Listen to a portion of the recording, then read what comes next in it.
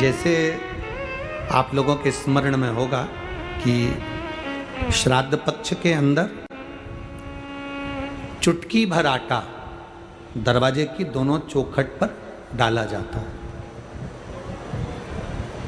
किसी किसी के यहाँ दरवाजे पर आटे से रंगोली बनाई जाती है। कहीं देखिए आप लोगों ने कि नहीं देखी? स्मरण में होगा किसी के, दरवाजे पर आटा डाला जाता है। वो देव पितर के भाव से डाला जाता है। जिस बेटे बेटी का मंगल विवाह नहीं हो रहा हो, शुभ कार्य की सूचना नहीं आ रही हो, बहुत दिनों से एक फाइल कहीं लगी हुई है, अटकी हुई है, नहीं काम हो रहा, हम उनसे कहेंगे ये जो 16 दिन श्राद्ध के हैं, जितने दिन निकल गए, जितने दिन बचे हैं उन दिन में आपके दरवाजे के बाहर एक चुटकी घर से आटा लाकर चौखट के इस ओर चौखट के उस ओर दोनों जगह चुटकी भर आटे को डालना प्रारंभ करो। 16 दिन श्राद्ध के पूर्ण हो। जब अमावस्या आए, किसी जलाशय, सरोवर, तालाब, बावड़ी, कुआं, उसके पास में घी का दिया लगाकर आना, बाबा से प्रार्थना कर कर आना। केवल 22 से 24 दिन निकलते हैं और घर में कोई शुभ कार्य की सूचना आना प्रारंभ हो जाती है। वो देव पितर का, वो कार्य देव पितर का। वो देव पितर किस तरह से करेगा? बेटे की शादी, बेटी की शादी, हम कहें किसी के 42 साल भी अगर उम्र हो गई है, 40 साल, 42 साल, 35 साल, 38 साल, शादी नहीं हो रही तो कर कर देखना। एक बार बाबा से प्रार्थना कर कर देखना। देव पितर का कार्य क्या है? घर में शुभ कार्य को करवाना, घर में अच्छी चीजें लाना, गर्भ में जो बच्चा है उस बच्चे को शरीर पूरा देना, ये देव पितर का कार्य है।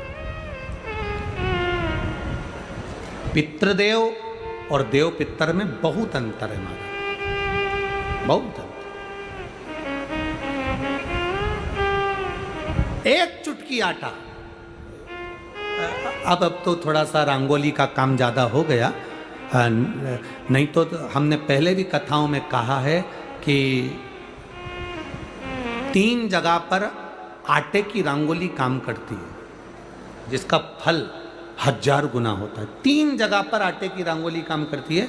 हमने पहले भी कहा, पहला पितरों की पूजन हो रही हो, पितरों का पाटा भरा रहा हो, पितरों के लिए जोत लग रही हो, पितरों के लिए या अन्य स्थान पर कहीं पूजन हो, तो वहाँ पर आटे की रंगोली काम आती है। वहाँ पर रंग बिरंगी या पत्थर की रंगोली नहीं, मिट्टी की रंगोली नहीं, आटे की रंगोली काम आती है। दूसरे नंबर पर तुम्हारे घर में यज्ञ हो रहा हो, घर के बाहर यज्ञ हो रहा हो, यज्ञ चल रहा हो, उस यज्ञ में 3 परिधियां बनती हैं ब्रह्मा विष्णु महेश की। देखिए आप लोगों ने, यज्ञ कुंड जो बनाया जाता है, उस यज्ञ कुंड पर पत्थर की रंगोली नहीं, मिट्टी की रंगोली नहीं, आटे की रंगोली डलना चाहिए। ये पहले डलती थी, अब लोगों ने फैशन में दूसरी डालना प्रारंभ कर दी। आटे की रंगोली डली होती है जब हम साकल्य छोड़ते हैं, अग्नि को जब हम साकल्य देते हैं, तो जिस आटे की रंगोली उस पर बनी होती है, तो हमारी जो साकल्य छोड़ी जाती है उसमें से एक अंश भाग हमारे पितरों के खाते में चला जाता है, जिससे पितरों की मुक्ति प्राप्त हो जाती है। तीसरा, आटे की रंगोली तीसरी, घर में शादी हो रही हो, मंडप बंधा हो, उस मंडप के नीचे जब पूजन हो रही हो, उस समय पर पत्थर की या मिट्टी की रंगोली नहीं। अगर पंडित पूजन करा रहे हैं या मंडप की पूजन हो रही है, जिसके नीचे लड़का लड़की की भांवर होगी, दूल्हा बैठेगा, दुल्हन बैठेगी, वहां मिट्टी की रंगोली या पत्थर की रंगोली नहीं, उस जगह पर आटे की, हल्दी की रंगोली डाली जाती है। अब आपके यहाँ डालते कि नहीं डालते पता नहीं, पर हमारे यहाँ शास्त्र रीति कहती है ये 3 जगह की जो रंगोलियाँ हैं, ये हमको आटे की रंगोली डलने से, क्यों? शादी के मंडप में पत्थर की रंगोली या मिट्टी की रंगोली क्यों नहीं डाली जाती? शादी के मंडप में, यहाँ दूल्हा दुल्हन की शादी होती है, वहाँ पंडित जी भी आटे की रंगोली डाल देते हैं, घर की बहन बेटियाँ आटे की रंगोली डाल देती है। उसका कारण क्या होता है? जिसकी शादी में मंडप के नीचे आटे की रंगोली डलती है, वहां पितरों को निमंत्रण नहीं देने की जरूरत पड़ती। वहां पितर उस वर कन्या को आशीर्वाद देते हैं, जिससे उनका वंश बढ़ता है, वंश रुकता नहीं। और ये निश्चित है, जिसकी शादी में, जिसके विवाह में आटे की रंगोली डलकर भांवर हुई होगी, उसके घर में संतान सुख रुक नहीं सकता, उसके यहाँ संतान का सुख होता ही है।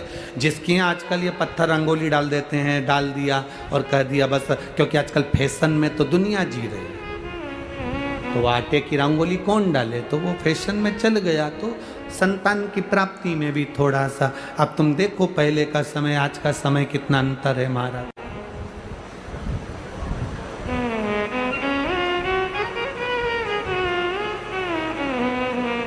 पहले के समय में संतान का सुख शादी के 1-2 साल में प्राप्त हो जाता था। आज के समय में संतान का सुख जब तक डॉक्टर के यहाँ दोनों जांच नहीं करा कर आ जाए, दिखा कर नहीं आ जाए।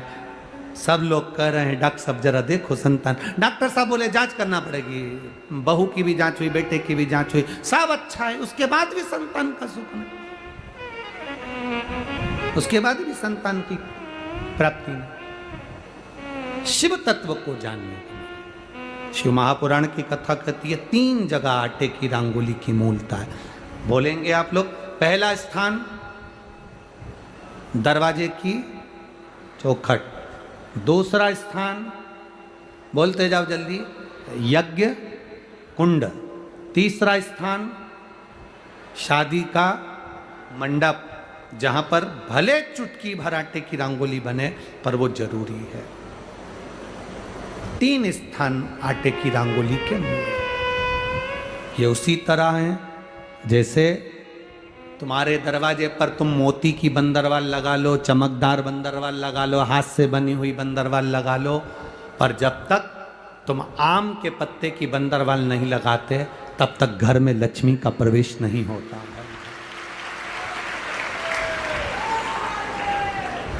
आम के पत्ते की बंदर,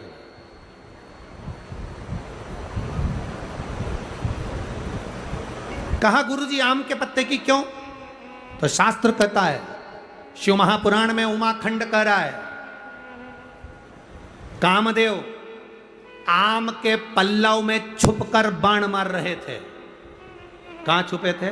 आम के पल्लव में, आम के पत्तों में छुपकर कामदेव बाण चला रहे। भगवान शंकर का जब तीसरा नेत्र खुला, कामदेव आम के वृक्ष पर भस्म हो गए, आम का वृक्ष जलने लगा, आम के पत्तों में अग्नि प्रकट होने लगी।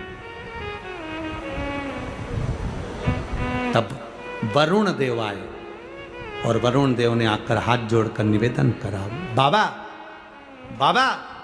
भोलेनाथ जी बोले क्या बात है वरुण? वरुण जी कहते हैं इस आम के वृक्ष ने तो कुछ नहीं बिगाड़ा, फिर ये क्यों जल रहा? आप कृपा करिए, दया करिए। शंकर भगवान ने वर प्रदान कर दिया, तूने मेरी दृष्टि का तेज ग्रहण करा है, मैं तुझे वर देता हूं। जिसके दरवाजे पर आम के पल्लव की बंदरवाल बंधती है, उसके घर में मेरी दृष्टि सदा पड़ी रहती है, वहां रोग व्याधि दुख नहीं आता। अब तो आम के पत्ते गायब हो गए और आम के पत्ते की जगह प्लास्टिक के आम के पत्ते बनकर आ गए, और लोगों ने उसी प्लास्टिक के आम के पत्ते की बंदरवाल बांध दी। महाराज आम के पल्लव पर शंकर की दृष्टि पड़ी, क्योंकि कामदेव जलकर भस्म हुआ था उसी आम के पल्लव पर बैठकर। आम के पल्लव पर